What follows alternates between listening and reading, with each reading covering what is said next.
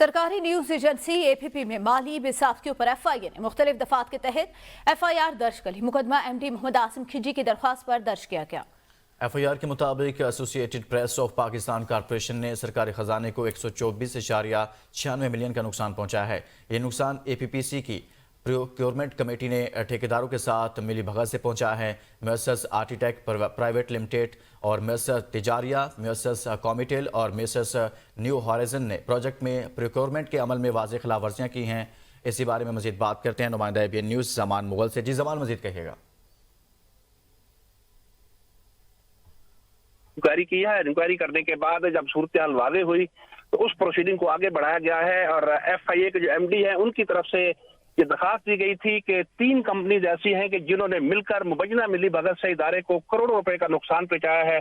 उसमें प्रोक्योरमेंट के इश्यूज थे, कोई कंप्यूटर्स जो है वो खरीदे गए थे और दीगर ऐसे हालात थे जिनमें बेकायदगियां पाई गई हैं, जिसके ऊपर FIA ने मुकदमा दर्ज करके तफ्तीश का दायरा बढ़ा दिया है। जी ठीक, बहुत शुक्रिया। ज़मान मुगल इस हवाले से आगाह कर रहे थे।